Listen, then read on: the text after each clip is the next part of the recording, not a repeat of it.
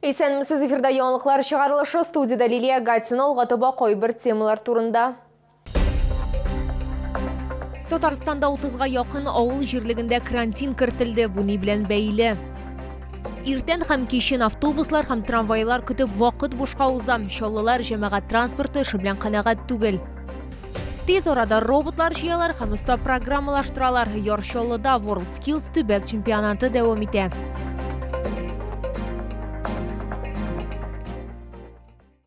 Татарстанда соңгы тәүлектә COVID-19 коронавирус инфекциясы йоктыруның 378 яңа очрагы ачыкланган. Татарстанның сәламәтлек саклау министрлыгының матбугат хезмәтеннән хәбәр итүләренчә, 8 кеше чирне читтә йоктырып кайткан, калганнары башка авырлар белән аралашу нәтиҗәсендә эләктергән. Шулда узган тәүлектә коронавирусның тагын 40 яңа очрагы теркәлде. Шулай итеп, 27 гыйнварга Татарстан буенча коронавирус белән авыруның барлыгы 46618 очрагы билгеле. Аларның 38,605 терелгән, 92-се узган тәүлектә.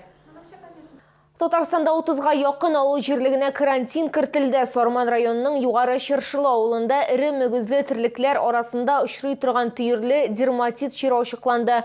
Тукай районының Таулык Яңа Бүләк Күктәк Мирсәет Иске Тиләнче, Кызыл Байрак Бай Бүләк Иске Дөреш авыллары хәзер куркыныч астында. Теманы хәбәрчебез Лилия Хабибҗанова дәвам итә.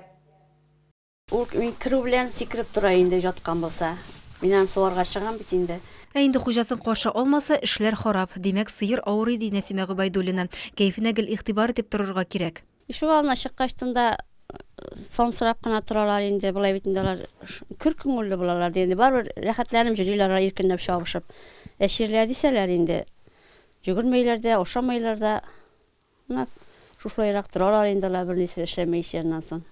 Гобайдуллинар хуҗалыгында әлегә 3 сыер. Тиздән тагын да артачак. Сарман районында төерле дерматит чире ачыклану турында инде ишетеп өлгергәннәр. Әлеге чир аларның авылына килеп җитмәс дип ышаналар. Көтүгә менә идеяны саклайбыз бит инде. Кешене күләмергә кушылмай. Читтән алган юк безнең үзебезнеке барсыда. Төерле дерматит Сарман районының Югары Чыршылы авылында ачыкланды. Куркыныч астында 10 километр ераклыкта булган 30лап авыл җирлеге. Исемлектә Тукай районы авыллары да бар. Төерле дерматит йогышлы һәм тиз тарала дип белгечләр. Төерчекле дерматит ул инде күбесенчә безнең иремегездә төрлектә күренә. Ул тәндә барлыкка килә төерләр дип әйтик. Жабыга мал, сөтен нык кимәтә, инде андый мал андый бал потомство китерергә әзер булмый ул. Мондай төр чирне булдырмауның бердән-бер чарасы вакцинация. Куркыныч астында булган авылларда инде тиешле чаралар күрелгән. Бүгенге көндә 2 кат вакцинация үткәрелде, то есть вакцинация һәм ревакцинация дип әйтәбез. Алар үткәрелде бүгенге көндә. Хәзер инде менә вакцинацияны дәвам итәбез бөтен район буйлап инде Алла бирсә, бөтен районны каплап чыгарга тиешбез. Карантинда һәм куркыныч астында булган авылларга вакцинасыз хайваннарны кертү тыела. Бары тик мал чалу предприятиеләренә генә алып чыгарга рөхсәт итәләр. Шулай ук ярминкә, күргәзмә һәм хайваннарны күчерү белән бәйле башка шундый чаралар кичектерелә. Лилия Хабибҗанова, Ленар Солтанов, яңалыклар.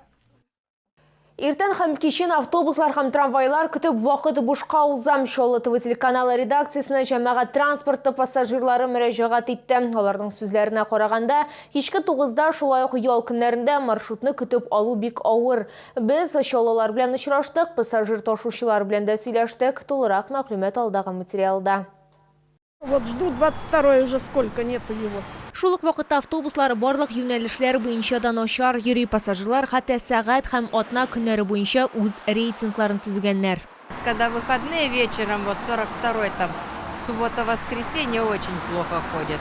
Минут 30 нужно ждать. Я вот вечером еду с работы, с пединститута. В 9 часов вообще уже ничего нет практически. И нам приходится без 20-10 стоять, ждать. Первый попавшийся транспорт. Вечером как раз таки проблема, потому что после 8 часов с ГЭСа в Новый город на трамвае не уехать, а после 9 часов уже вообще ничего не ходят ни с ГЭСа, нет автовокзала в Новый город. И очень плохо ходят автобусы после 8 часов по Московскому проспекту. Невозможно приехать сюда на Зябь. Хәер, җәмәгать транспорты пассажирларының трамвайларга да шелтәләре бар. Я вот работаю на Вахитова. Если я без 5-8 не вышла на трамвай, следующий трамвай через 20 минут только. И все. Мы до 8 вечера работаем, нам уже не уехать сюда, на ГЭС, вот, например. Пассажирлар тошу предприятиесінде бізге автобусларының 23 сағатқа қадар еруін хабар еттілер. В вечернее время на маршруте после 8 часов остаются дежурные. Интервал увеличивается до 10 минут. Мы можем это проэкспериментировать воочию, войдя в приложение Яндекс. Там все автобусы отражаются от мала до велика. И то есть уехать через 3 минуты невозможно, но через 10-15 возможно. Yol günlerine kelgende avtobuslar sonu kemi çünkü pasajerlar oğımı əzəyəm. Eytik, iş günlerinde liniyaga 9 номер ostunda 40 marşrut çıkarılsa, şimbe yakşəmbe günlerinde olar 10 biremlikке kimrek yürü. Liliya Gatsina, Ilmira Gaynudinova, Kirill Xabzey, Yoğalıqlar. Tez orada robotlar jiyalar hem usta programmalaştıralar. Yarışyolada WorldSkills tübek çempionatı devam etem. Tatarstanның türlü şehirlerinden 5 komanda mobil robot teknikası kompetensiyasında öz güçlerini sınap qarayacak. Yarışlarının özünçelikleri neydi hem onları ne derecede katlaulu bulganların haberçi biz açıkladı. Булат Зариповқа 12 яш оқудан буш вақытта егіт мобиль робот техникасы білен мауғам тұрмышымны шуннан башқа көз алдына да кетіре алмайм деп Булат. Малайның әтесі де инженер болып ішлейм. 10 яштен Булат өз мектебінде мобиль робот техникасы секциясында шұғыләне һәм яш профессионаллар чемпионатында қатнаша. Я использую некоторую информацию в школе, дома, которую получаю вот именно отсюда. Думаю продолжать это направление, чтобы дальше развиваться в этом направлении и быть более лучше знать. WorldSkills төбәк чемпионатының мобиль робот техникасы компетенциясында 12 яштан 14 яшка кадар 5 команда катнашты. Катнашучылар арасында Октаныш районы Алабуга һәм Яршоллы вакилләре дә бар иде. Һәр командада 2 катнашучы, берсе робот җыю белән шөгыльләнә, икенчесе программалаштыру өчен җавап бирә. Я в команде программист, но с механикой тоже помогал. Он тоже мне помогал с программой. Мне понравилось работать в команде. Это эмоции положительные и опыт тоже хороший. Ярышлар этаплап уза башта командаларга үз роботларын уйлап табарга, төрле бурычларны үтәү өчен яңа кирәкле программалар бирергә кирәк. Аннары укучыларның эшен компетентлы жюри бәяли. Мы работаем по тому, что можно увидеть. То есть мы увидели, что шары находятся в нужном положении, за это баллы получили. Увидели, что робот подтянулся, за это тоже баллы получили. WorldSkills төбәк этабында җиңүчеләр Татарстан җыелма командасына керәчәк һәм WorldSkills стандартлары буенча ил күләм чемпионатта катнашуга әзерләнә башлаячаклар. Лилия Гатина, Ленар Султанов, Яңалыклар. Шоллалар Гренландия бүтін Россия музыка фестивалына ғариза бирә алалар. Быйыл конкурс 2 этапта үткәрелә. Беренче этап ғаризалар җыю, икенче этап лауреатларны сайлау, интернет тавыш бирү.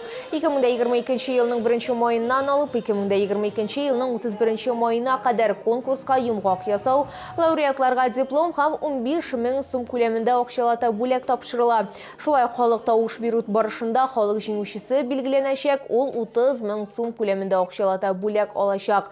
Конкурста сүз һәм музыка авторлар, композиторлар, шагыйрьләр, башкаручылар, дуэтлар, ансамбльләр һәм хорлар катнаша ала. Шулай ук махсус номинацияләрдә каралачак.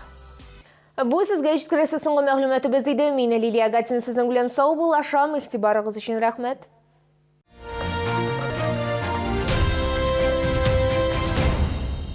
Санаторий Шифалы-Суйжминвода предлагает программу для лечения и профилактики хронических заболеваний дыхательной системы «Свободное дыхание». Повышайте иммунитет и укрепляйте противовирусную защиту организма.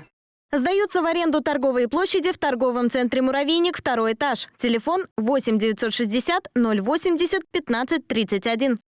Центр восстановительной медицины. Восстановление после замены суставов, травм, инсульта. Прием невролога, ортопеда. Телефон 78 09 35.